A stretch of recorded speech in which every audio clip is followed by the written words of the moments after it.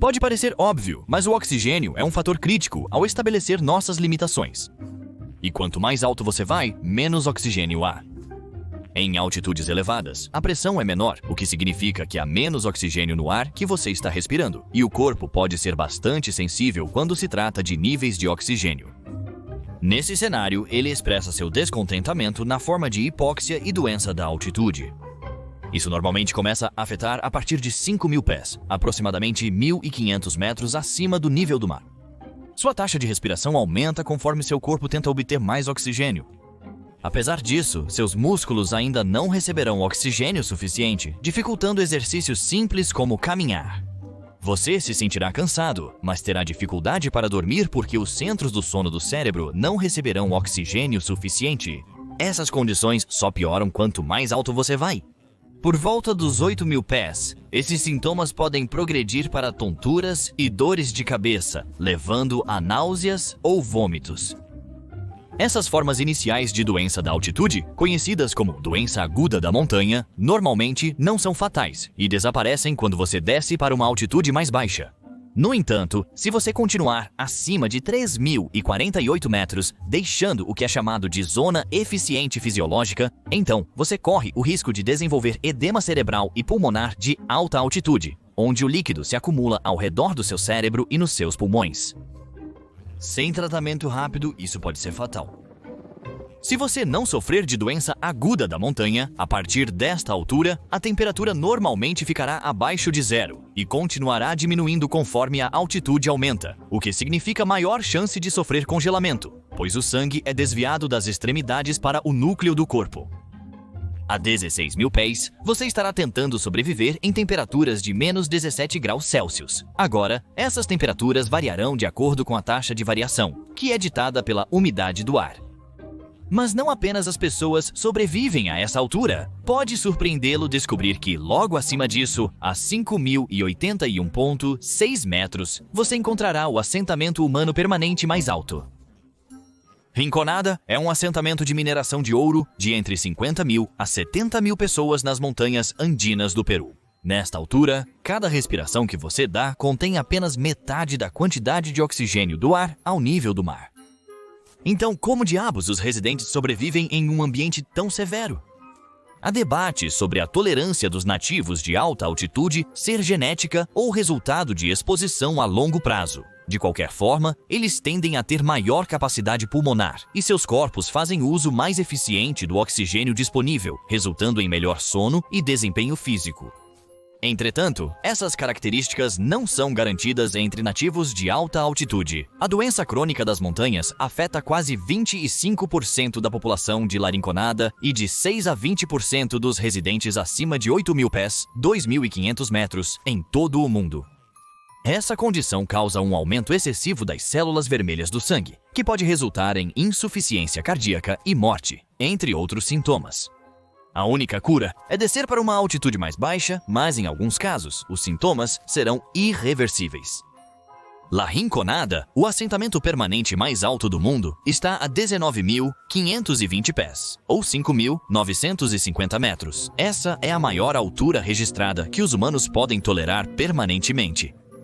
Uma expedição científica em 1935 descobriu que o mineiro chileno Justo Coppa viveu nesta altitude por 2 anos, com todos os mineiros do assentamento temporário sofrendo efeitos colaterais insustentáveis se subissem mais por períodos prolongados de tempo. A equipe da expedição, liderada pelo fisiologista David Bryce Dill, concluiu que residir em altitudes mais elevadas era impossível. Os ocupantes desta mina em Oconquilcha, Chile, desde então foram apelidados de os habitantes mais altos do mundo. Mas por quanto tempo é possível sobreviver acima dessa altitude? Bem, continue acima de 26.000 pés ou 8.000 metros e você estará entrando na zona da morte. Chamada assim porque o déficit de oxigênio é tão grande que o corpo humano começa a se deteriorar e morrer a cada minuto que você passa aqui. Então, com a subida desta altitude até o cume do Everest a 29 pés ou 8.848 metros, levando cerca de 7 horas, como os alpinistas conseguem ficar na zona da morte por tantas horas? Para aqueles que conquistam lugares como o Everest, 2 grandes fatores entram em jogo: aclimatação e oxigênio suplementar. A maioria das pessoas pode se adaptar a altitudes se elas se aclimatarem primeiro. Se você fosse subitamente transportado de sua cidade natal para o topo do Everest, estaria morto em cerca de 2 minutos. A aclimatação permite que seu corpo, entre outras coisas, aumente seu hemoglobina, a proteína vermelha no seu sangue responsável por transportar oxigênio pelo seu corpo. Isso pode absorver mais oxigênio. Isso não nega todos os sintomas mencionados, apenas aumenta suas chances de chegar ao topo. A maioria com mal de altitude sobe rápido demais. A chave é subir lentamente, parando em diferentes altitudes por vários dias seguidos. Por causa disso, a escalada para o cume do Everest geralmente leva 2 meses. Mesmo com a melhor aclimatação, a maioria dos alpinistas enfrentará o Everest com cilindros de oxigênio a partir dos 7.000 metros de altitude. E quando você entra na zona da morte a 26 mil pés, cerca de 8.000 metros, a aclimatação se torna impossível e quase todos usam oxigênio auxiliar para sobreviver. Mesmo usando oxigênio, em altitudes extremas, não é possível obter o suficiente para se sentir bem ou completamente seguro. Sem oxigênio, seu corpo está morrendo lentamente.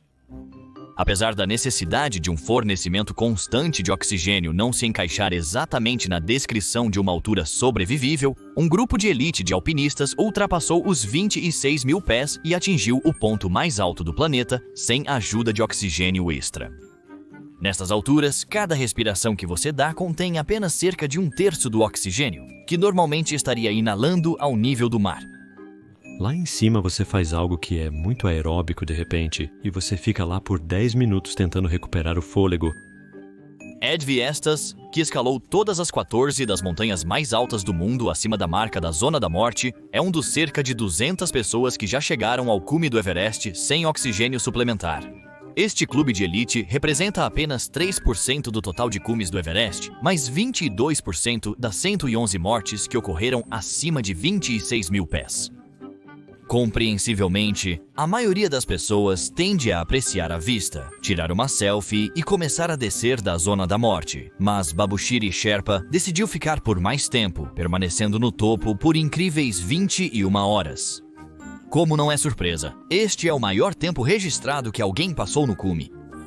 Mas existe um limite além do pico mais alto do mundo sem oxigênio extra? Segundo o professor Mike Grocott, especialista nos efeitos fisiológicos da altitude, o topo do Everest está próximo do limite humano. Eu acho que o limite seria por volta de 9.000 metros. No entanto, por razões óbvias, não podemos fisicamente escalar mais alto do que o ponto mais elevado da Terra. E se não estivéssemos escalando? Se usássemos um balão para viajar em direção à estratosfera, qual seria a altura máxima que poderíamos sobreviver? Com o oxigênio continuando a diminuir, você precisaria chegar lá rapidamente. Como já dito, a redução de oxigênio em cada respiração deve-se à queda da pressão, que continua diminuindo conforme subimos. Acima de 49 mil pés, ou 15 mil metros, a pressão é tão baixa que nem mesmo o oxigênio suplementar pode ajudá-lo. Nesta altitude, a pressão é tão... A baixa de dióxido de carbono no sangue ocorre mais rapidamente do que sua produção pelo organismo. Isso leva o sangue a se tornar muito alcalino, causando alcalose, danificando a delicada estrutura das proteínas com resultados fatais. Essa queda na pressão também diminui o ponto de ebulição dos fluidos. No topo do Everest, a água ferve a cerca de 68 graus Celsius ou 154 graus Fahrenheit, em vez dos habituais 100 graus Celsius ou 212 graus Fahrenheit. Bem, suba um pouco mais para acima de 60 mil pés, cerca de 18 mil metros, e a temperatura corporal média de 37 graus Celsius, 98 graus Fahrenheit, se tornará o novo ponto de ebulição, fazendo com que os fluidos superficiais em sua boca e em seus olhos, bem como os sacos de ar em nossos pulmões, vaporizem e escapem rapidamente de nossos corpos. O equívoco comum de que o sangue contido em nosso sistema circulatório também ferverá, no entanto, não é verdade, pois sua pressão sanguínea interna ainda é maior do que a pressão externa. Contudo, a sobrevivência aqui será extremamente curta, a não ser que você seja repressurizado com urgência. Os humanos só sobrevivem acima dessas alturas com trajes de pressão especializados ou cabines pressurizadas. Nomeado após Harry G.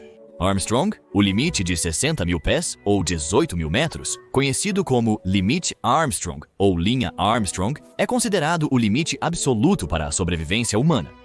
Apesar do nome, no entanto, não é realmente uma linha rígida. Devido às variações na temperatura corporal, os efeitos podem ocorrer a uma altitude de apenas 55 mil pés ou 17 mil metros. Então, você pode querer levar um termômetro com você para ter certeza. Este vídeo integra nossa série sobre sobrevivência humana, com novo episódio em breve.